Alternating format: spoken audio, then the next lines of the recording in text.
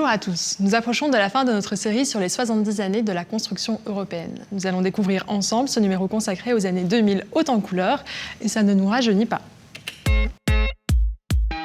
Depuis 1950, l'objectif a été de créer une zone de paix et de prospérité en Europe. L'Europe s'est attachée en particulier à réduire les inégalités entre les régions, plus ou moins favorisées, en leur permettant de se développer ensemble. Nous voici en l'an 2000, une date qui suscite autant d'enthousiasme que d'inquiétude. En parlant d'enthousiasme, j'aimerais vous présenter mon collègue Manu. Allô Manu ? Allô Afsa ? Tu m'as mis sur l'écran s'il te plaît, c'est plus simple. Ok. Salut Afsa, ce début de siècle est celui de la connexion digitale. Non seulement les câbles disparaissent au profit de la 2G, du Bluetooth et du Wi-Fi, mais c'est aussi et surtout la distance entre les hommes qui se réduit drastiquement et fait désormais de nous des citoyens du monde. Le bac de l'an 2000 n'a finalement pas eu lieu. Le 31 décembre 2001 est marqué d'une pierre blanche. C'est l'avènement de l'euro qui donne un formidable coup d'accélérateur à la circulation des biens et des personnes en Europe. Les années 2000, ce sont aussi des drames. Les attentats de 2001 ou encore le tsunami dans l'océan Indien qui fera plus de 220 000 victimes. Ce tsunami nous amène à nous demander si la Terre ne nous envoie pas les premiers signaux violents de son dérèglement. Tempêtes, tornades, inondations, canicules, les records de mesures météorologiques se succèdent d'année en année. L'Europe met tout en œuvre pour soutenir les régions les plus durement frappées. Le Fonds de solidarité de l'Union européenne devient alors un nouveau symbole de la coopération entre les institutions européennes et les pouvoirs locaux. En 2004, 10 nouveaux pays adhèrent à l'Union.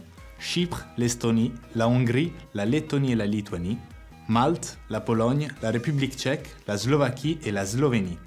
Et 2 autres, la Bulgarie et la Roumanie, rejoindront l'Union en 2007.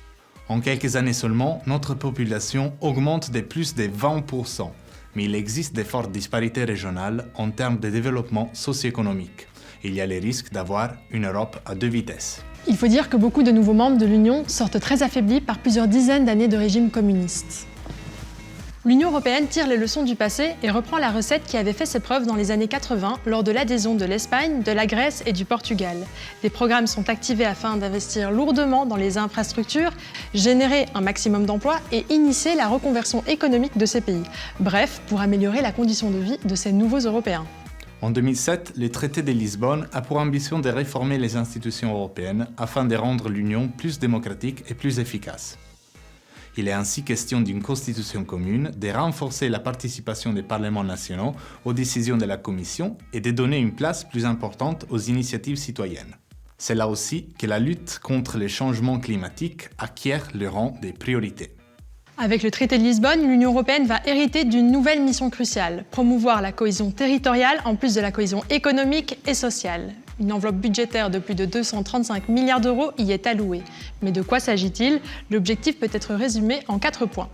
Premièrement, mettre à profit les points forts de chacun des territoires pour qu'ils contribuent au mieux au développement durable et équilibré de l'Union tout entière.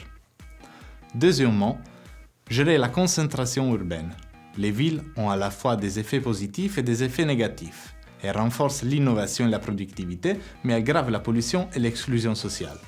À l'avenir, il faudra donc être particulièrement attentif au développement urbain. Troisièmement, que chaque citoyen puisse vivre là où il veut, en ayant accès aux services publics, à des transports efficaces, à des réseaux d'énergie fiables et à l'Internet à haut débit.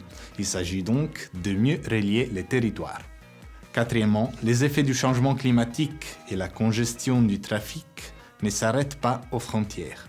Il faut donc de nouvelles formes de coopération entre les pays, mais aussi et surtout entre les régions, ainsi qu'au sein de nouvelles macro-régions comme par exemple la macro-région du Danube ou encore de la mer Baltique.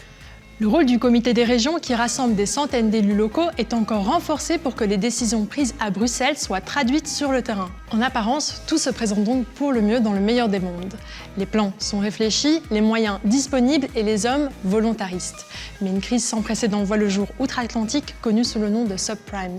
L'onde de choc est terrible au plan international et une fois de plus, les Européens vont se serrer les coudes pour s'en sortir. Si les États sont bien obligés d'observer une politique d'austérité en ces temps particulièrement difficiles, la politique de cohésion amortit le choc et permet de limiter la casse en continuant d'investir au niveau régional. Le plan est aussi limpide qu'efficace. En attendant des jours meilleurs, il faut soutenir les plus faibles tout en permettant aux plus forts de générer d'autant plus de richesses à redistribuer. Le Fonds européen de développement économique régional et le Fonds social européen jouent alors mieux que jamais le rôle salvateur. Hafsa, tu avais bien dit qu'il s'agissait d'une décennie très particulière dans notre histoire. À l'image des réseaux tels que MySpace, LinkedIn, Facebook et Twitter, qui font une percée fulgurante dans notre mode de vie, l'Union européenne tisse des liens sociaux puissants du nord au sud et d'est en ouest. De nouvelles communautés naissent en Europe et rassemblent des citoyens ainsi que des régions autour d'objectifs communs. On ne voit plus une frontière comme une limite, mais bien comme une porte qui donne accès à l'autre. Il faut maintenant réunir ces héros du quotidien pour propager leurs bonnes pratiques. C'est ainsi qu'est née la Semaine européenne des régions et des villes sous l'impulsion du Comité des régions. Elle est désormais organisée chaque année depuis 2002 en coopération avec les collègues en charge de la politique régionale et urbaine de la Commission européenne. Cet événement rassemble chaque année des centaines de réalisations et des milliers de personnes avides d'échanges et d'inspiration. Les champions de la cohésion économique, sociale et territoriale sont reconnus à travers des prix RégioStar pour leur excellence, leur exemplarité et leur transférabilité à d'autres régions de l'Union européenne. Tout est désormais en place pour que l'Union des 27 se consolide et passe même à 28, mais ça, c'est une autre histoire et je vous donne rendez-vous dans le prochain épisode. À très bientôt. Salut Manu. Ciao Hafsa.